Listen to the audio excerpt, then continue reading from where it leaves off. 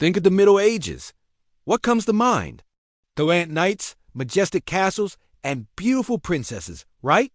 Well, what if I told you that the real Middle Ages were less like a fairy tale and more like a giant open-air sewer? Forget the romanticized version you see in movies. Today, we're diving deep into the grime and filth of medieval Europe, and trust me, it's going to get messy. Let's start with a little stroll through a typical medieval town. And when I say stroll, I mean wade. The streets weren't paved with gold. They were paved with garbage, animal droppings, and human waste.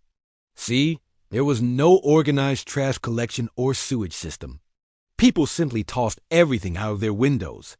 There was a practice called Gardyloo, which literally meant people would shout Gardyloo, a corruption of the French Gare-a-l'eau, or watch out for the water, before chucking the contents of their chamber pots onto the street below.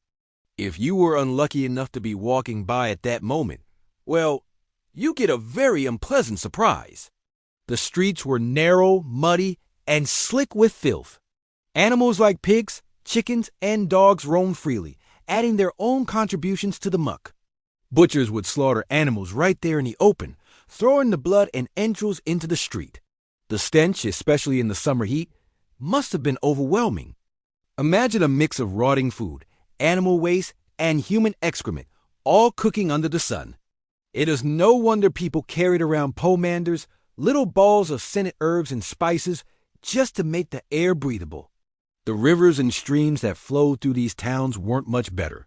They were the primary dumping grounds for everything. Canneries would dump toxic chemicals in animal hides, while households would throw in their garbage. These same rivers were often the main source of drinking water for the townspeople. You can imagine the health problems that caused. People were essentially drinking a cocktail of contaminants, leading to constant bouts of dysentery, cholera, and typhoid fever. It was a vicious cycle of pollution and disease. So, the streets were disgusting, but surely people kept themselves clean, right? Well, not exactly. Our modern concept of personal hygiene would have been completely alien to someone in the Middle Ages. Bathing was a complicated affair. For the wealthy, it was a luxury. They might have a wooden tub filled with heated water, often scented with herbs. But for the common person, a full-body bath was a rare event, maybe happening only a few times a year. Public bathhouses existed, but they often doubled as brothels and were seen as places of ill repute, so many people avoided them. When they did wash, it wasn't always with soap and water as we know it.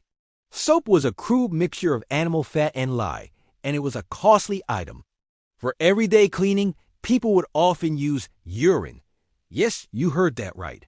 Urine, due to its ammonia content, was a surprisingly effective cleaning agent.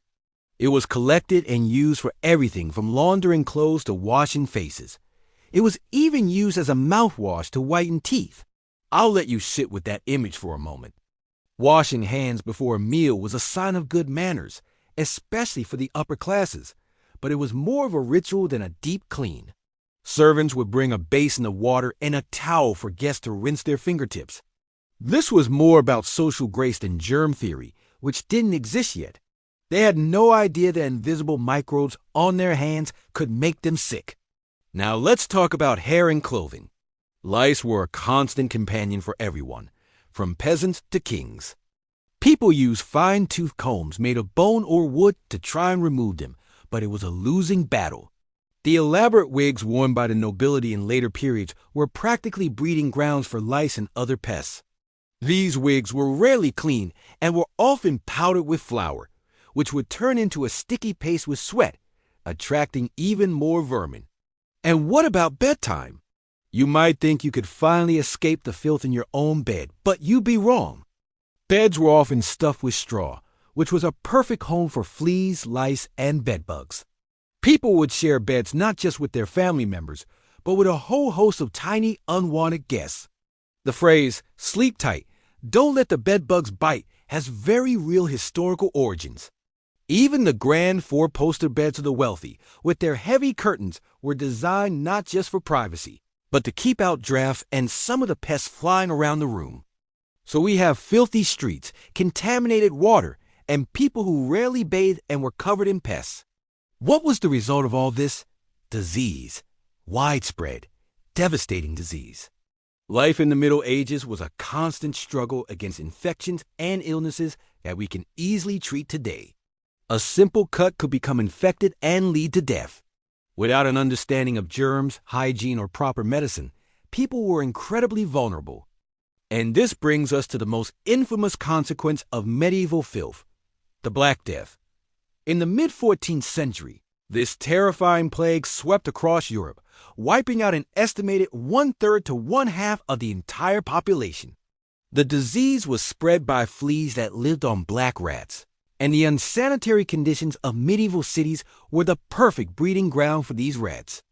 They thrived in the piles of garbage and waste, and they traveled from port to port on merchant ships, carrying their deadly cargo of fleas with them. When the plague hit a town, it was like something out of a horror movie. People would develop painful swellings, fever, and then, often within days, they would die. The sheer number of dead bodies was overwhelming. Mass graves were dug to dispose of them. The social fabric of society completely broke down. People were terrified, abandoning their families and homes in a desperate attempt to escape the sickness. The Black Death was a direct and horrifying result of the lack of sanitation. It showed in the most brutal way possible the deadly cost of living in filth. Life expectancy was shockingly low. If you survived childhood, you might live to be in your 30s or 40s. Many women died in childbirth due to infections, and infant mortality was incredibly high. The world was a dangerous place, and much of that danger came not from wars or famine, but from the invisible enemies lurking in the dirt, the water, and on their very own skin. So the next time you see a movie about the Middle Ages, with its shining armor and pristine castles, remember what was really going on behind the scenes. Remember the stench of the streets, the contaminated water, the urine mouthwash, and the constant presence of lice and fleas.